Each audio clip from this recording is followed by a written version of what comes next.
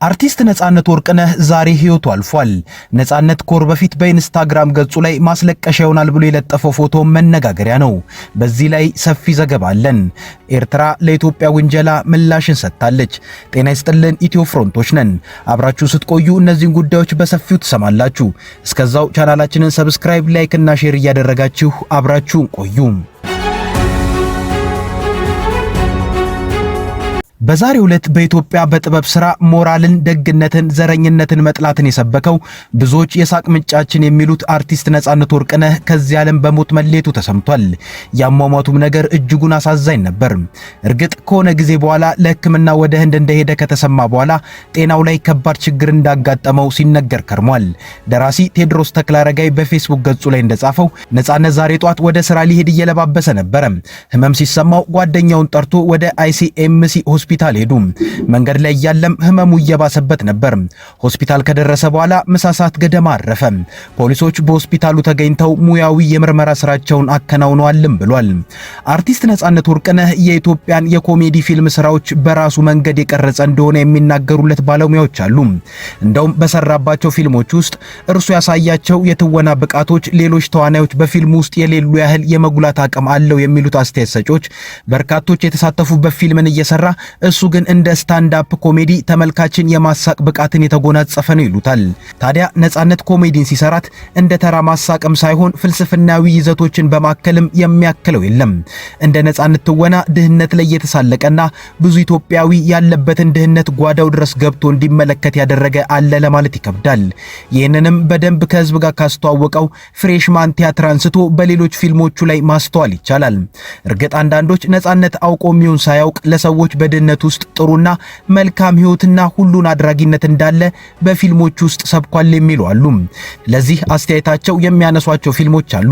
ለምሳሌ FBI አንድ ላይ ነጻነት በደሃ ሰፈር ውስጥ በደሳሳ ጎጆ ውስጥ የሚኖር ሰው ነው። ነገር ግን በዛ ፊልም ላይ አንዲት አባቷ በወንጀል መረጃ እንዳይፈናፈን የተደረገባት ልጅ አባቷን ከችግር ለማውጣት ስትል የአባቷን መረጃ ለያዘው ሰው ልትዳር ስትል አባቷን እሷንም ነፃ ለማውጣት ከልጅቷ ጋር በጓደኝነት ያሳለፈውን ጊዜ ያሳየናል። ከዚሁ ፊልም ከቀጠለው FBI 2 ላይም ነጻነት ደሃ ሆኖ ሳለ አንዷን የህግ ባለሙያ ባለው መረጃ ለመርዳት ገንዘብ ካፈረጠማቸው ሰዎች ጋር ሲፋለምም ይታያል። ሚስተር ኤክስ የሚለው ፊልም ላይም የጋራጅ ሰራተኛ ሆኖ መኪና የሚሰራላት ልጅ ሀብታም ባሏ ሰው ገሎ የያዘችው መኪና የኋላ ኮፈን ውስጥ አስቀምጦ እሷን ከተጠያቂነት ለማውጣት ከሀብታሙ ባሏ ጋር የሞት ሽረት ትግልን ሲያደርግ ይታያል። በነጻነት አብዛኛው ፊልሞች ላይ በተለይ እሱ በደረሳቸው ላይ ሀብታም ሰዎች ወንጀለኛ ተደርገው ሲሳሉና እሱም እነዚሁ ባለሀብቶችን ሲፋለም ነው የሚያሳየው። ይህ ከልጅነቱ ጀምሮ ባየው ነገር በሀብት ላይ አብሮት ካደገ አስተሳሰብ የመነጨ ይሁን ሃይማኖታዊ መነሻ ይኑራው አይታወቅም። ነገር ግን በእነዚህ ወንጀለኛ ሀብታሞችን በሚያጋልጥባቸው ግብግቦች ውስጥ ግን የሚሰብካቸው ሞራሎችና ጥሩነቶች ግን እጅግ ድንቅ ናቸው ማለት ይቻላል። ነጻነት ወደ መጨረሻ አካባቢ በሰራው ፊልም ላይ በተለይ በFBI 3 ላይ ለዘረኝነት ያለውን የጠበቀ ጥላቻን እነ ሂትለርን በማሳያነት ጭምር እየጠቀሰ ተናግሯል። ነጻነት ይህን ዘረኝነትንም ሆነ ወገንተኝነትን የሚጸየፍበትን መንገድ ራሱ ጽፎ ባዘጋጃቸው የፊልሞቹ አጻጻፍ ላይ ጭምር ማስተዋል ይቻላል። ነጻነት ራሱ ጽፎ በሚያሰናዳቸው ፊልሞች ላይ ዋና ተዋናይ ሆኖ ሲሰራ እናትና አባት ሲኖረው አይታይም። ብዙ ጊዜ በሆነ አጋጣሚ ካገኛቸው ሰዎች ጋር ተዋዶ ሲኖርና ለነሱ መስዋዕትነትን ሲከፍል ይታያል። ይህም የመነጨው ከማንም ሰው ጋር ለመኖር ከዛ ሰው ጋር የስጋ ዝምድናም ሆነ ሌላ ወገንተኝነት አያስፈልግም የሚለውን ለማሳየት ይሆናል። በአንድ ወቅትም የሆነ ሚዲያ ላይ ለምንድነው የምትጽፋቸው ፊልም ላይ ዋና ተዋናይ ሆነ ብዙ ጊዜ መነሻህ የማይታወቅ እናትና አባት የሌለው ሰው አድርገህ ራስን የምትቀርጸው ተብሎ ሲጠየቅ በትክክለኛው ህይወቴም እኮ እንደዛው ነኝ ብሎ ስቆ አልፎታል። ነጻነት በሚሰራቸው ፊልሞች ላይ የሰዎችን ህይወት በማቅለል ላይ የሚያክለው የለም። ሰዎች የሚያጋጥማቸውን ውስብስብ ችግሮች እንዴት ስቀውና ያልፋል ብለው ማለፍ እንደሚችሉም ያሳያል። ብዙ ጊዜ ነጻነት የሚሰራቸው ፊልሞች ላይ ማህበረሰቡ ብዙ ቦታ የማይሰጣቸው ሰዎች ዋነኛ ባለመፍትሄ ይሆናሉ። አጫሽ፣ ቃሚና ጠጮች ማለት ነው። በዚህ ጉዳይ ላይም በአንድ ወቅት ጥያቄ ቀርቦለት ነበር። ይህ ነገር ወጣቶችን ለሱስ የሚያጋልጥ አይሆንም ወይ ተብሎ ሲጠየቅ የጥበብ ስራ ከእውነተኛው ዓለም የተቀዳ መሆኑን መርሳት የለብንም ሲልም ምላሽን ሰጥቷል። በአንድ ወቅትም አሁን ላይ ሲኒማ ላይ የሌለ ማህበራዊ ሚዲያ ላይ ያልተጫነ ፍቅርን ምን አገባው የሚል ርዕስ ያለው ፊልምን የሰራ ሲሆን በዚሁ ፊልም ላይ ልጆች ህፃን እያሉ በስድብና በማንቋሸሽ የሚደርስባቸው ስነ ልቦናዊ ጥቃት ሲያድጉ ምን ያክል ለበቀል ሊያነሳሳቸው እንደሚችል አሳይቷል። በዚህ ፊልም ላይ ነጻነት ራሱ በልጅነቱ በመምህሩ መምህሩ የደረሰበትን ስነ ልቦናዊ ጥቃት ሲያድግ የመምህሩንና ኋላም የፍርድ ቤት ዳኛ የሆነውን ሰውዬ ልጅ በፍቅር አታሎ ሊጎዳት ሲንቀሳቀስ ያሳያል። ኋላ ላይ ግን ነገሩን በይቅር ይተዋል። ነጻነት ብቻውን እንደ ብዙ ሆኖ ለኢትዮጵያ ሲኒማ ሰርቷል። 3ቱ የኤፍቢአይ ፊልሞች፣ 2ቱ ያንቺው ሌባ፣ ፍቅርን ምን አገባው፣ ታስጨርሽኛለሽ አንድ፣ ቾምቤ፣ ሳልነግራት፣ ሚስተር ኤክስ፣ ከቲያትር ደግሞ ፍሬሽማንና የዳዊትን ዚራ ለኢትዮጵያውያን ያበረከታቸው የማይረሱ የጥበብ ስጦታዎች ናቸው።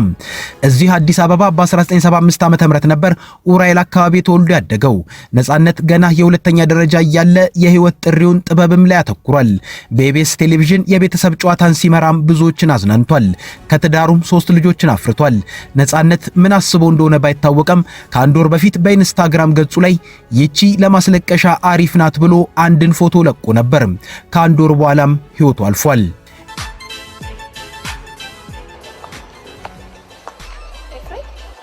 ኤፍሬም እኔ ነኝ። የአፍሪካ ህብረት ላንቺ ወርቅ ካላነጠፍ ምንድነው ስራው? አሁን እኔ የምሰጣቸውን ገንዘብ ምን እንደሚያደርጉት አላውቅም። አሁን ዞር ብዬ ዞር እስከ ይሄው ኮረኮንቾ ነው። ጥብቅ ከፍ ከፍ ከፍ ትንሽ አንዴ ከመሬት ከፍ በይ። መሬት አፈር ለኛ ታያት በእናቱ ከፍ። ኤፍቢአይ እንዴ ምን አጠፋን? ምንድነው እንደዚህ ማማር? አስደነገጥከኝ እኮ። እኔ ልደንግጥ? እኔ ክውል በል። እናንተ ሀብታሞች እኮ የምትደነግጡ አይመስለንም ነበር። አዎ የምትደነግጡ ፍጹም አይመስለንም እኮ። እኛ እኮ በደረሰ ቁጥር ደሞዝ በደረሰ ቁጥር ቀለብ በደረሰ ቁጥር ስንደነግጥ ደኡዞን ጣፍ ሳስተናል።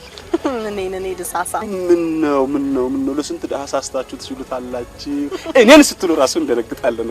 ጆና ያቅም ዶክተር እራት አብረን አረ ስንት ጊዜ ነው የምትበሉት በሳምንት? ሌሎች ደሃ ሀገር እንደው ምን አይነት ነው እኮ እንደው ሳምንቱ ሲገባ መብላት ሲወጣ መቅመስ ከተገኘ ነው። ሰኞ ትበያለሽ፣ ማክሰኞ ያሉ ማለት እሁድ ላይ መቅመስ አለ። በጣም እኮ ነው።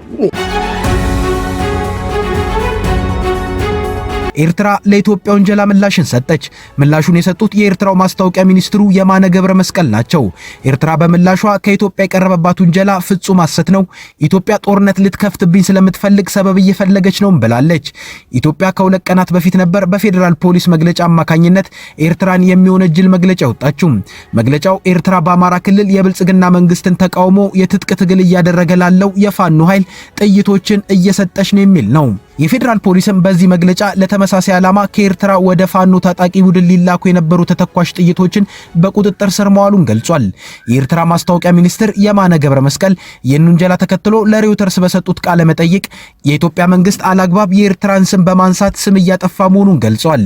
የማነ ገብረ መስቀል ይህን ውንጀላ የብልጽግና መንግስት በኤርትራ ላይ ጦርነት ለመጀመር ሰበብ እየፈለገ መሆኑን ያሳያል ብለዋል።